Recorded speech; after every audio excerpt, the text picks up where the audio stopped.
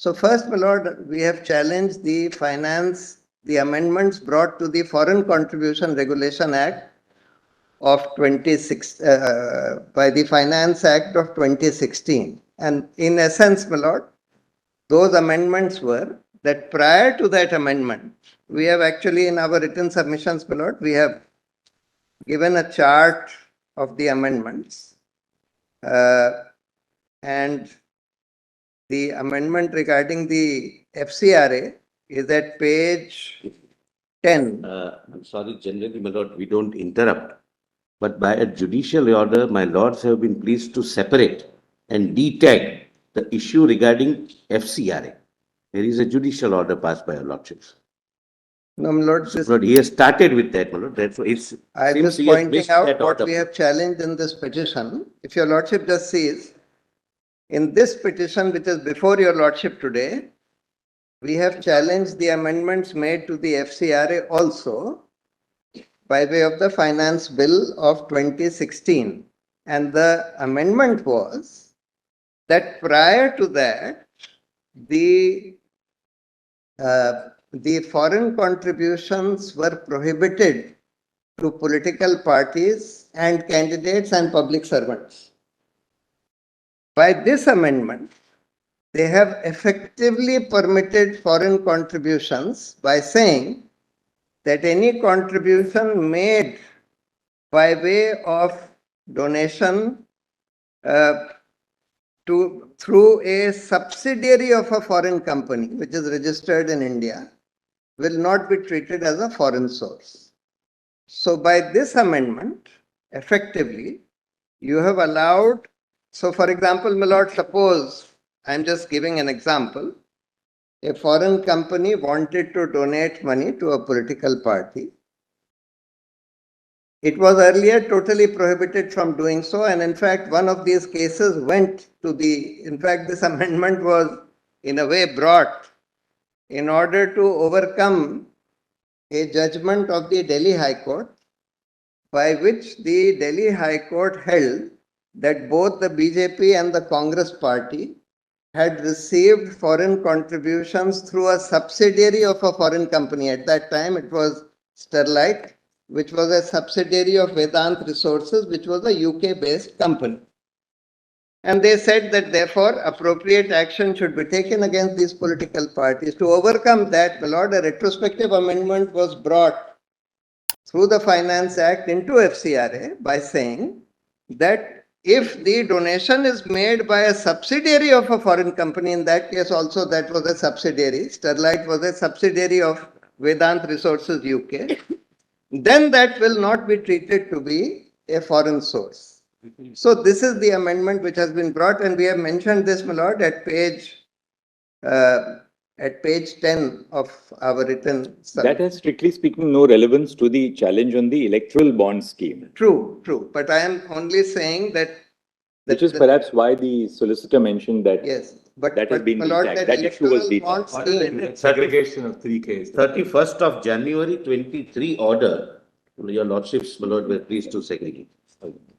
In this, my lord, the original amendment of brought in by the Finance Bill of 2016 to the FCRA has been challenged. Right. What is the next challenge in your petition? We'll just at least have a broad purview and then we can go on to the... Yes. So the challenges are all in this chart, if your lordship just sees. Page 10. Page 7, volume 1, page 7, in our written submissions. Yes.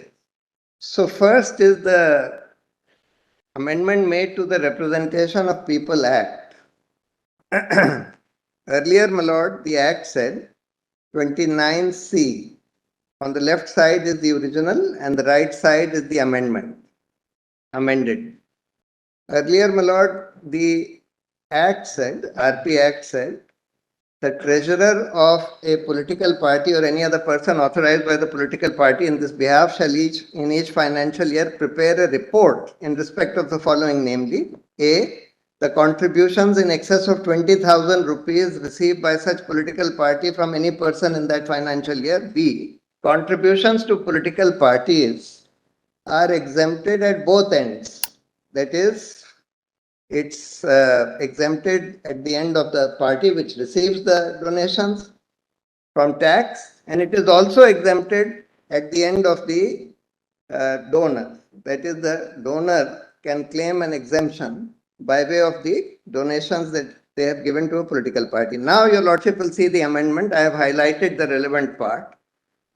Provided on the right side, provided that nothing in this subsection shall apply to contributions received by way of electoral bonds. So therefore, the reporting requirement as to who has donated to you in excess of 20,000, which was earlier there, has been removed for donations received through electoral bonds. This is the first amendment to the Representation of People Act. Then they amended simultaneously the Companies Act. All these amendments were brought in through the Finance Bill of 2017.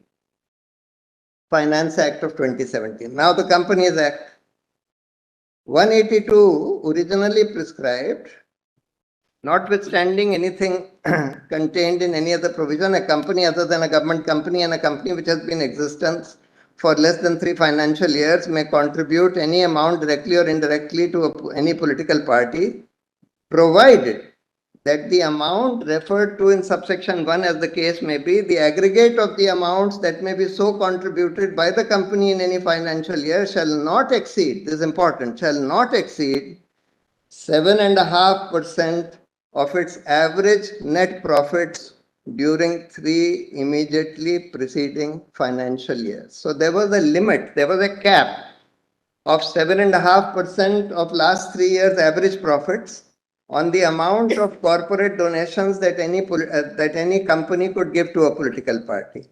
That proviso has been omitted by this amendment. So this is another thing other than electoral bond.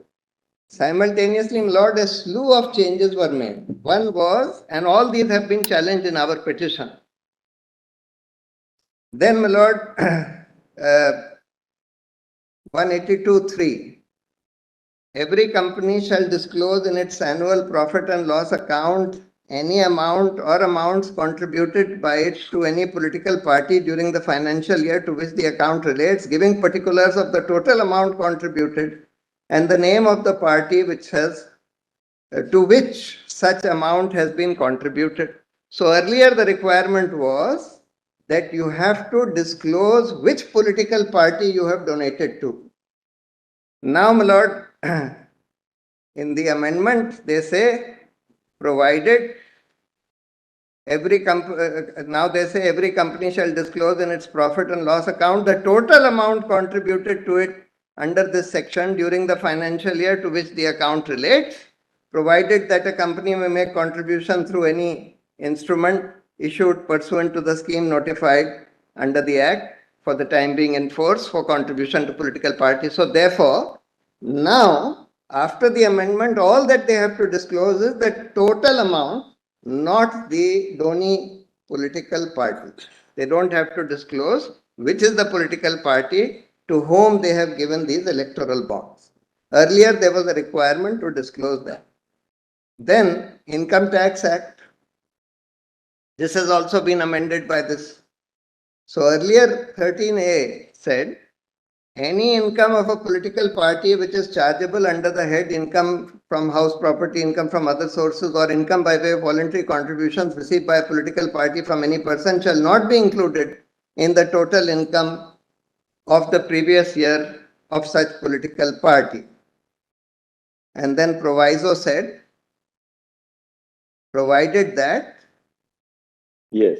such political party keeps and maintains such books of account or other documents as would enable the assessing officer to properly deduce its income therefrom. B, in respect of each such voluntary contribution in excess of 10,000 rupees, such political party keeps and maintains a record of such contributions and names and addresses of the person who have made the contribution. So therefore, there was a requirement in the Income Tax Act that every political party should maintain accounts of where they have received the donations from, who has given them the donations. Now, by the amendment, it says, proviso says, provided that B, in respect of each such voluntary contribution other than contribution by way of electoral bond in excess of 10,000, such party keeps and maintains record of such contribution and the name, address and address of the person who has made such contribution. So again, the requirement of keeping a record is omitted for electoral bonds.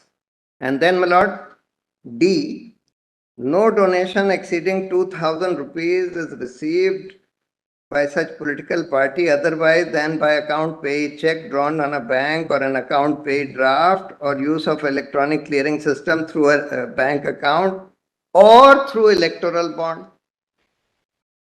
So everywhere, my lord, electoral bonds have been not only introduced, they have been exempt from disclosure under the Companies Act, under the Income Tax Act, under the Representation of Peoples Act, etc. And then, my lord, at page 10, this is of course the Reserve Bank. Reserve Bank Act only says that this will be a new financial instrument which has been introduced. Issue of demand bills and notes, and here it says the amendment at 3 says, notwithstanding anything contained in the section, the central bank may authorize any scheduled bank to issue electoral bond. At the bottom of page 10 towards. And then, as I said, my lord, in the FCRA, which has also been challenged in this petition, now prior to the amendment of 2016, this is important for the reason that when I make my argument as to what this slew of amendments has done, it has, on the one hand, my lord, introduced an opaque instrument by which nobody can come to know other than the government. It is only the government who may be able to come to know as to who has contributed to whom, because under the scheme, State Bank has to issue the electoral bond. So State Bank has a record of who has purchased which electoral bond. Now, of course, the bonds are bearer bonds. They are freely transferable. So suppose I purchase the bond, State Bank will know that yes, I have purchased this bond. But I can hand it over to somebody else, and that somebody else can give it to a political party.